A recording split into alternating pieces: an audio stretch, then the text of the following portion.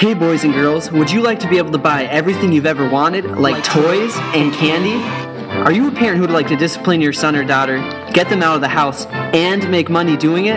Then come work in our textile mill. At our state-of-the-art facility, we provide lighting, food, a bathroom, ventilation, and yes, unlimited ice cream.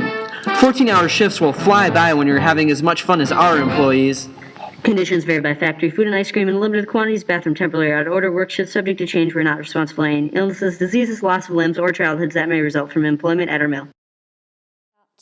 Thursday, 25th November, 1848. Today was like every other normal workday, waking up at 4:30 and eating breakfast. It wasn't a proper breakfast, just a slice of bread. At least it was something. We started work at 5 a.m. Every crucial stitch was exhausting, and after about 5 hours of work, I cut my finger in the machines. A vast amount of blood spilled out, and the overlooker got mad. He started shouting and swung his cane 3 times. I did overtime to get a couple of shillings. I was angry, exhausted, and proud after 19 hours of work.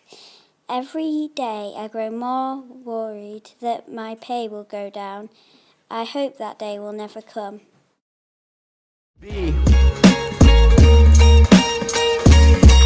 Yo, after the Civil War, things started to look grim, and some horrible things were about to begin. So factories boomed up and they needed more people, so they decided on a plan that was a little evil. With all the new inventions and demand for goods, big corporations went to the poor places and the poor hoods, and instead of going to school, kids would go to work, and they would never play with friends, and they would barely see a smirk, cause they were usually in the dirt, digging for cotton or coal, and things got so bad it was hard to count the death toll. Underweight children ridden with disease would beg for a bowl of soup on their hands and knees, and by the early 1900s, child slavery was seen as a nightmare to most, and it was time to end the dream. Child labor provoked illiteracy and poverty, and the slums were steadily on the road to misery. And these were not times of chivalry, it was a new age, and there was this one man that stepped up and decided to be brave. His name was Lewis Hine, and he believed pictures told a story. He showed a side of child labor that was bloody and gory, quit his teaching job and started to investigate.